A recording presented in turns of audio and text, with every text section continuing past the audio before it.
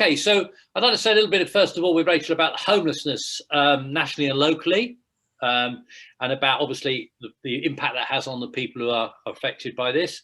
I want to then focus on the Stratford situation directly and the challenge, what I call the Stratford challenge, which is associated with the particular challenge facing people who are, if you like, in a difficult place to afford their own homes in our district. A little bit about the effects of the pandemic, the economic fallout of the pandemic and the implications for the project and for people who are trying to afford accommodation. And then I want to come straight into the last 3 years, isn't it, Rachel, since we came together between myself and Spring Housing and worked together on this project. And now, as we said, bringing it to conclusion and opening, and obviously with those pictures, Rachel, say a little bit about the design, a little bit about the layout and how it's actually going to operate and what we hope it will achieve over the medium term. So let's kick off with homelessness. I should, by the way, by way of introduction, and thank you, Lindsay, for using a very flattering picture of me, which must have been taken about 400 years ago. But let's just a little bit about Rachel, my background. We're both involved in housing. Rachel's a director at Spring Housing, the housing association, which is leading the project and very much the partner in the development of the with everyone else in the town and the district. And Rachel's got huge experience in housing and working with homeless groups and homeless people. And my background is in housing and development. At one time, not too long ago, I was the regional director for the government's housing agency for the Midlands, so involved in the provision and delivery of major new housing schemes, affordable homes in our area. So I know the area quite well. So does Rachel, and hopefully we'll be able to cover the challenges. Okay, so homelessness.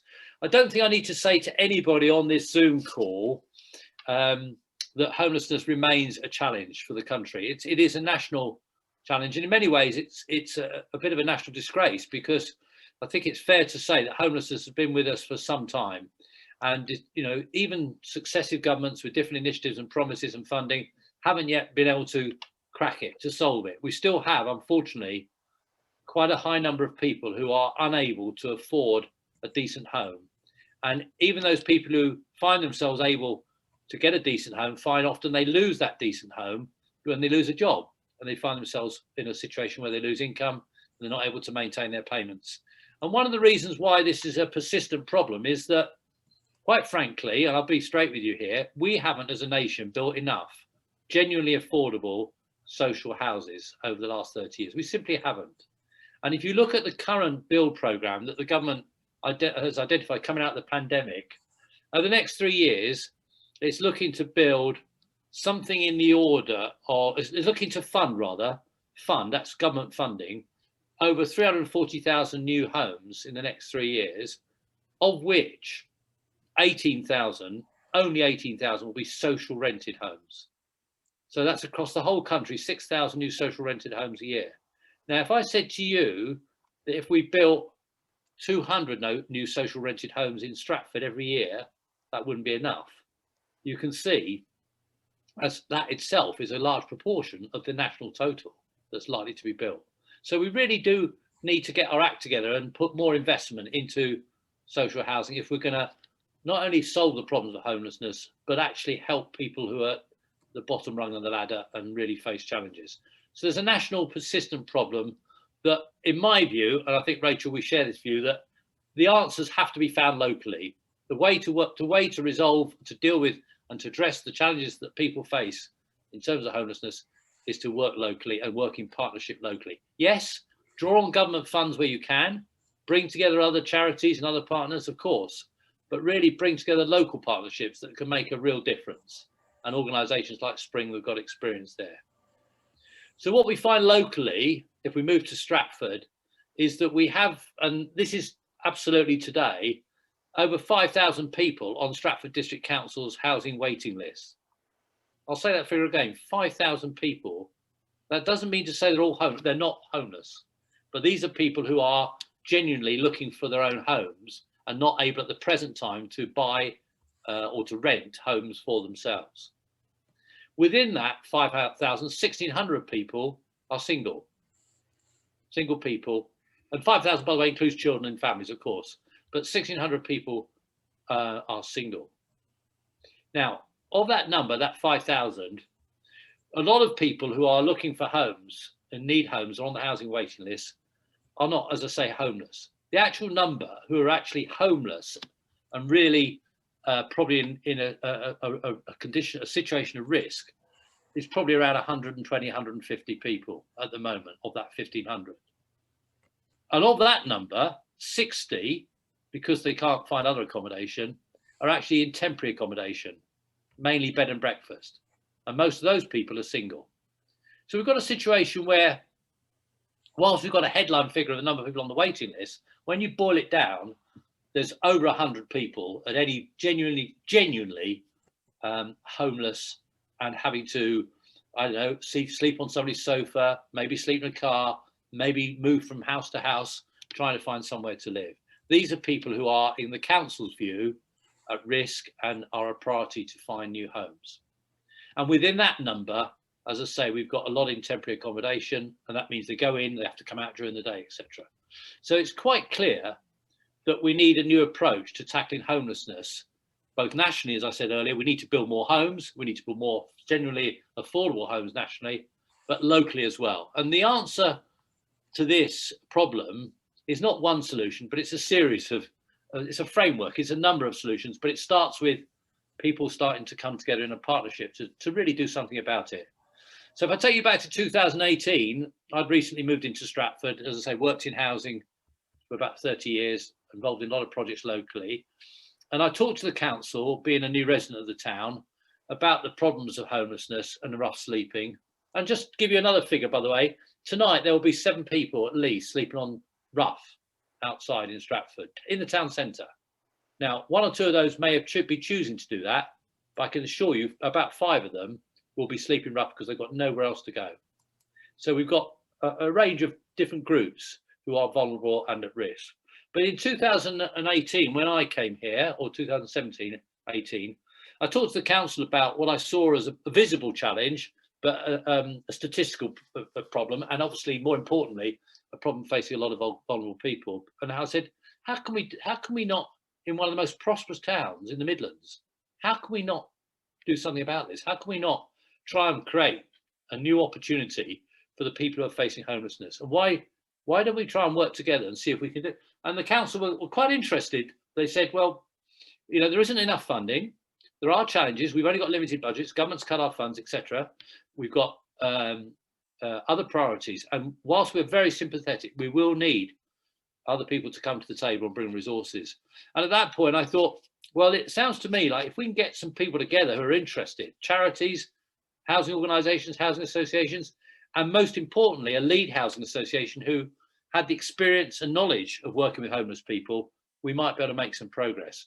And I was delighted through a third party to be introduced to Rachel's boss, Dominic Bradley at Spring, the chief executive, about 2018.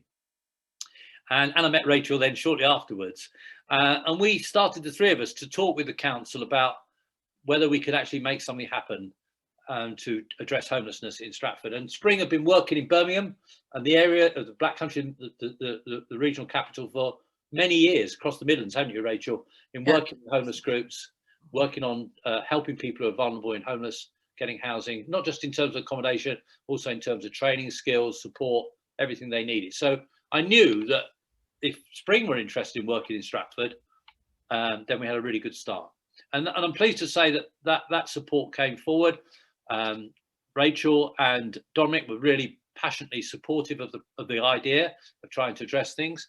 And I'd at the same time done some work with the government. I was still a government advisor on infrastructure. One of the projects that I've been working on in about 2017-18 was a big housing programme.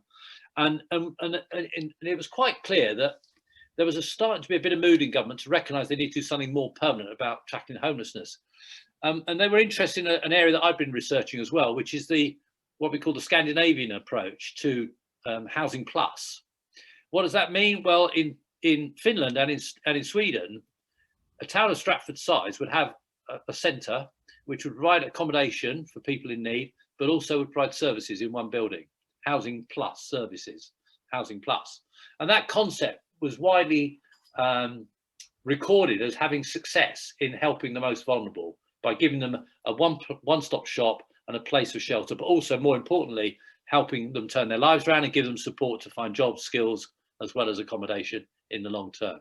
And we talked in Stratford about a Housing Plus centre. How could we create something similar that would be a hub, a centre point, a single one-stop shop that could start to support people who are sleeping rough, in temporary accommodation or needing housing, and not just within the centre, but also provide an outreach approach. So go out and reach out to the community and provide services joined up in a joined up way. Here's my favourite term of the year: joined up working. God dear, it's probably the single most important thing in tackling difficult challenges, is getting everybody around the table working together. Not just working together for a bid for funding, but actually meaningfully working. So by about late 2018, Spring and I went back to the council, started talking to the town trust, the town council and the county council and other local charities. And it was very clear there was an interest in this project idea to really get behind it. And they gave us a little bit of support. I'll be honest, the council helped with a bit of funding, obviously the officers were very, very supportive, worked very closely with us at all levels, chief executive downwards. And we started, and indeed, Tony's there, the town council. Tony, I mean, the town council, I came to see you about that time. Very, very supportive as well. Sarah and the other people. And of course, the town trust, Sarah Astley and the team there. So we started to form the idea that if we could put together a package of funding from different partners and government, and we could find a suitable building, we could really make this fly. We could get something established in Stratford. And by late 2018, we were on a property search. And at that time, you probably all remember that the Fred Winter family closed their business in the centre of town. And I was, Dominic, Rachel and I, we looked locally and we felt, this is it. This could really work. This building is ideal. First of all, it's a large building. That building is 18,000 square feet. It's a large building, but it's on three large floors. And it has the ability to be converted to provide accommodation, self-contained accommodation, apartments, for affordable apartments, but also a communal area where there could be all these services coming together. Yeah. Rachel, did you want to come in at that point? Yeah, I was just showing the bill. I don't know whether you can see, if anybody confirmed they can see the screen. It's just that this is what we saw when we came. Oh, have I? Sorry, am I saying anything? Am I silent? No, you're okay. Oh, sorry, I didn't know whether I'd switched my speaker off or not. I'm just showing some pictures. I don't know if anybody can confirm or switch their speaker on to see. So this is what we saw, and I was shared these pictures to Paul. And this was when we first went around the building. Literally, it had just been emptied, and this is what the Fred Winter Centre was. So, and we needed a building that we knew that had. We can see it actually. Rachel, we can hear you, but we're seeing you and not the graphic. Oh, what a shame, because I'm skipping backwards and forwards trying to show you the picture. You should be able to. How can we? Okay, let's see if I can unshare and get back to me again. Then that's a shame. I was trying to see if I could share the picture. No way. I think I can't unshare. I can't seem to put my video on now either. My picture of myself.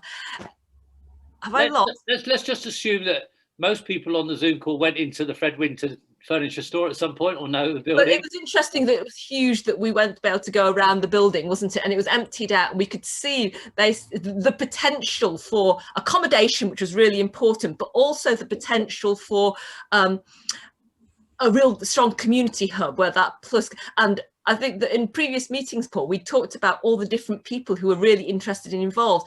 I think I'd hasten to add that Paul has been the real motivator for galvanising and really pulling together that joined up thinking across Stratford. Without, Paul's energy and partnership working and really pulling people, and I see people nodding because I'm sure that a few of you have come across Paul I'm very sorry if you have.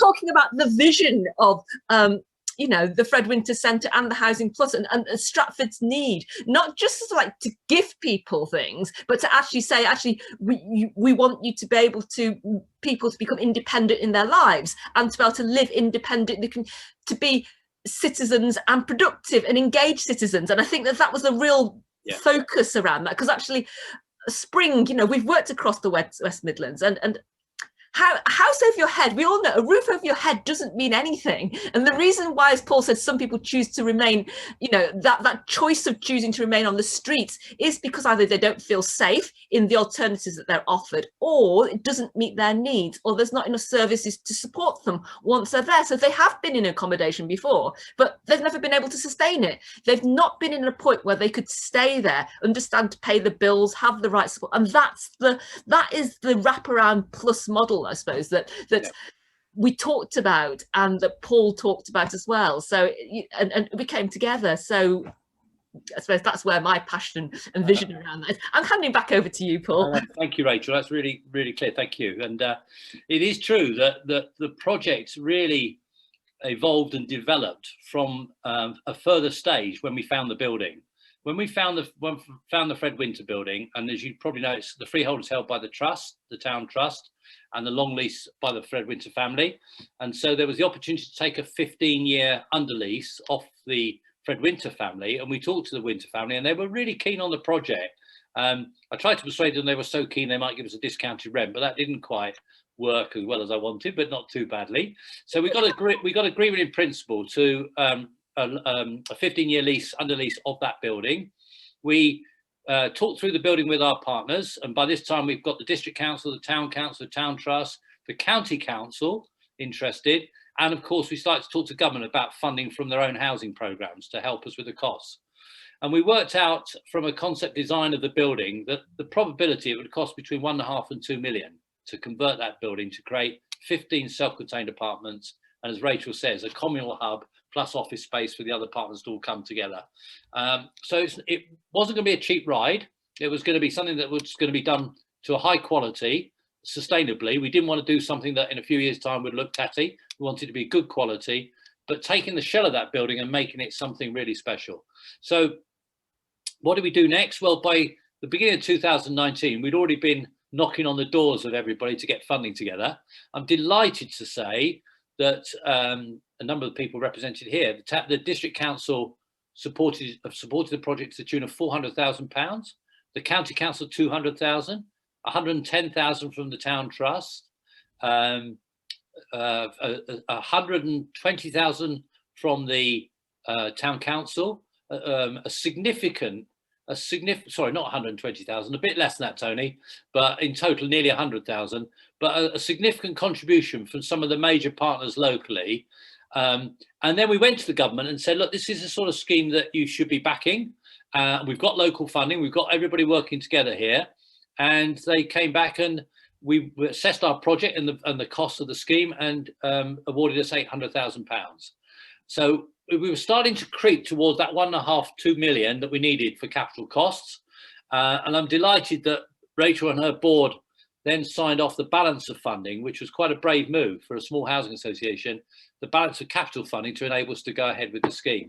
So by June 2020, we had secured planning permission and we were on course. We were ready to go. And from that date, obviously the pandemic, sorry, did I say June 20? June 20, yes, it was. Final planning permission with section 106 and everything. We'd agreed all the detail and we were ready to go in the teeth of the pandemic. We were ready to appoint a contractor and get on with the work. Now, during the last year, obviously progress has been, it's not been slow, it's been good, it's been really strong, but obviously with a combination of one or two issues with getting materials onto the site, one or two issues, of course, with the pandemic and the way that obviously the contractors had to work in terms of social distancing and so on and PPE. We have, however, got to a point now, a year later, when we are very close to completing the construction of the Fred Winter Centre project. We wanted to call it Fred Winter, by the way, because we wanted it named after the family. I mean, we asked the family and they were delighted. And I was very pleased that they were so supportive of the project. So the Fred Winter Centre will be opened in August this year. It will be open to other co-occupiers in July. So let me tell you who they are. Moving to the Fred Winter Centre as part of this Housing Plus service, we have a number of organisations who will be working with Spring, and Spring will be the landlord. Spring are managing the contract. Spring are taking quite a lot of risk, but doing a brilliant job. So with Rachel's team and Spring Housing, who already provide services to homeless people in a contract from the district council, we've got Oasis, we've got the Orbit Housing, who aren't going to put their main housing team there because we're not going to be dealing with Orbit housing problems. This is their community side, their community arm that works with people in terms of funding and support. So we've got Oasis taking space.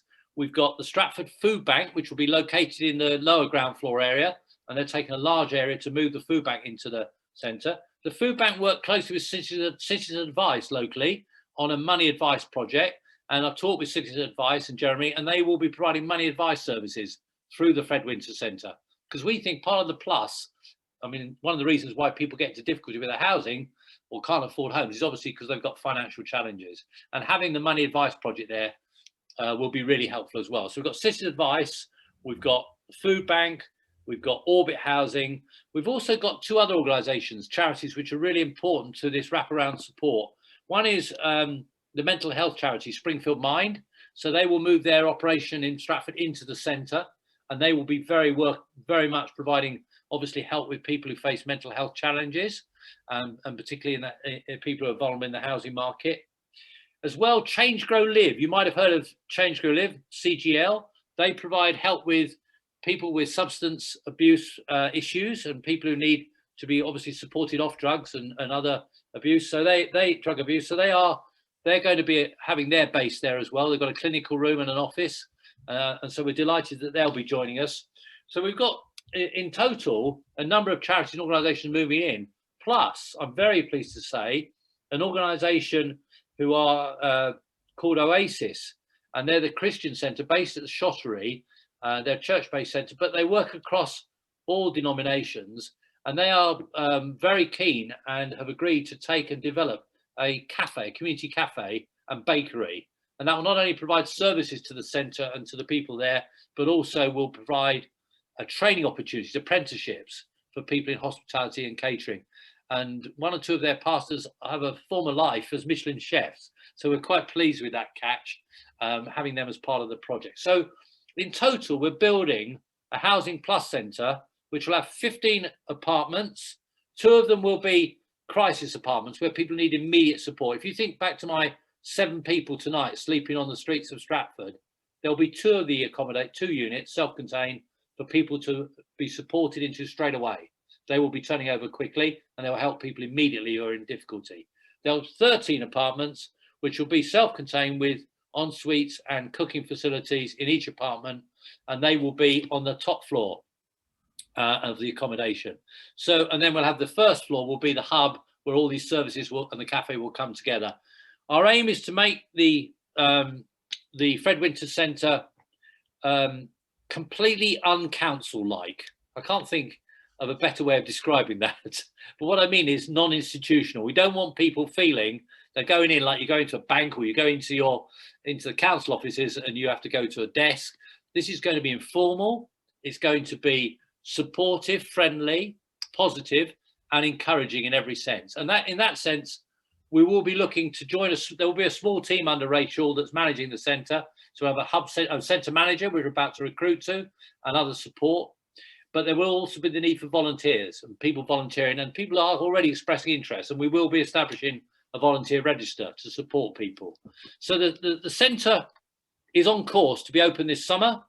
It will provide everything we set out in the original concept to achieve in terms of accommodation on site and the services working together.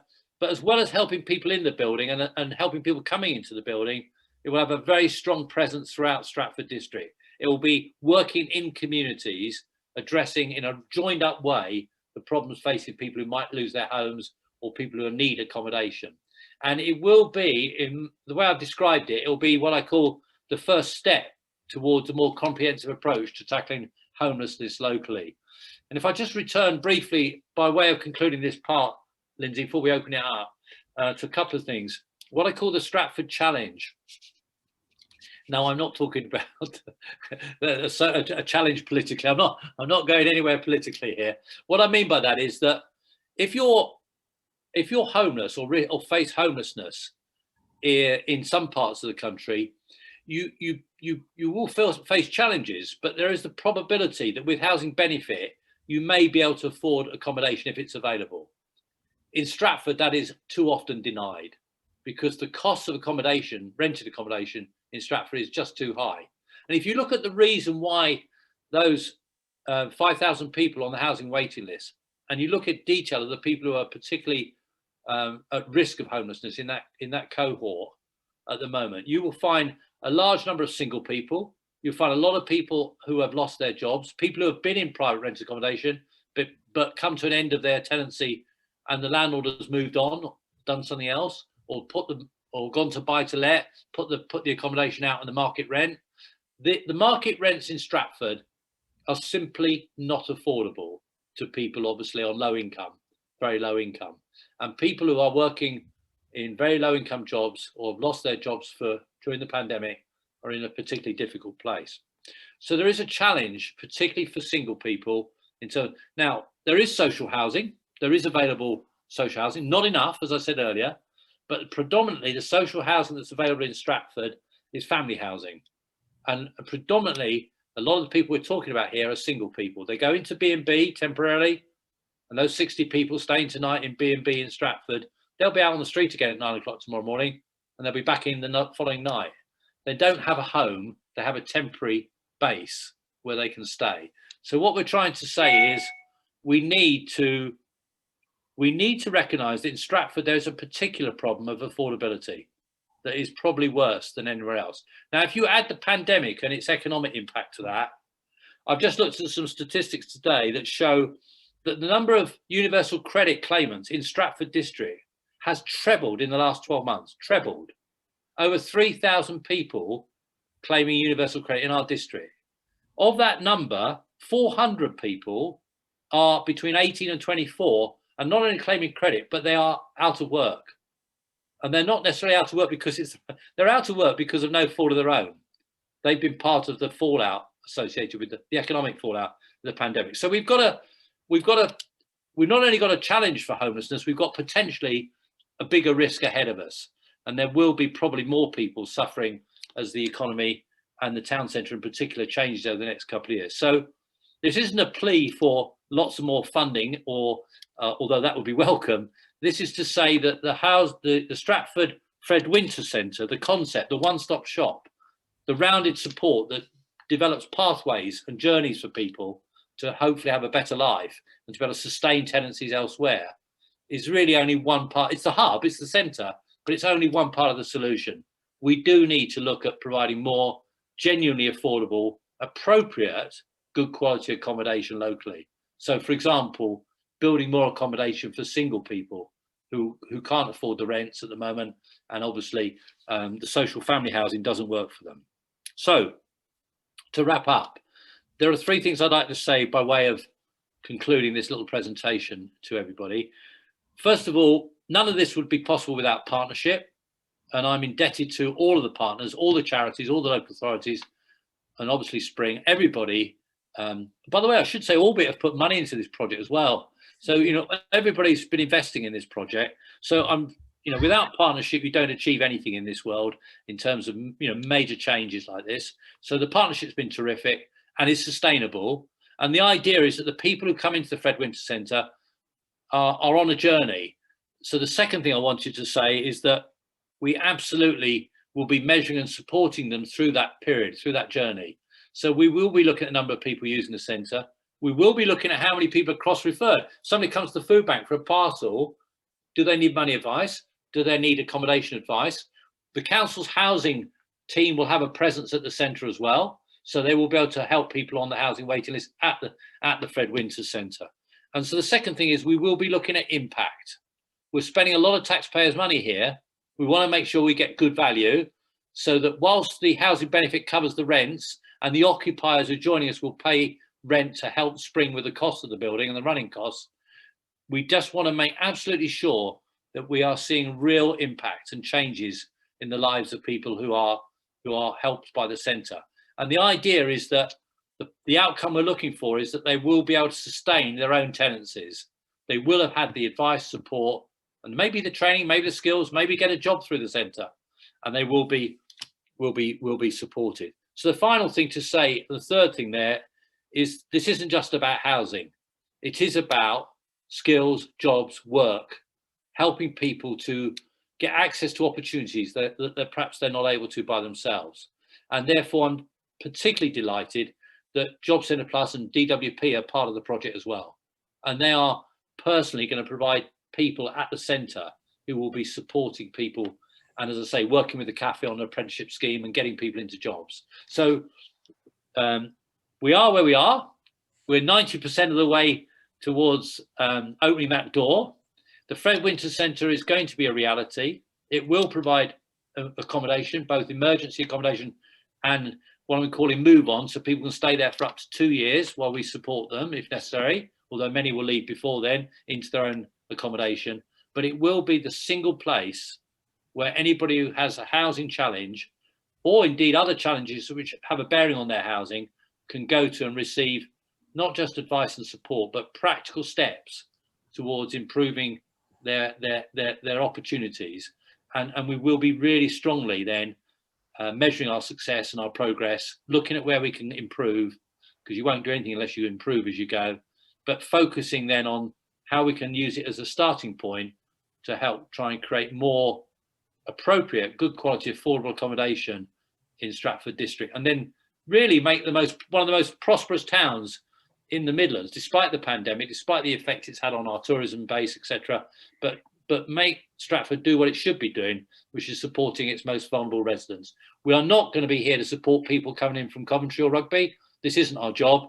The centre will work with people who can demonstrate local identity. It is about helping local people who are in hard times have better lives. It's as simple as that. Thank you.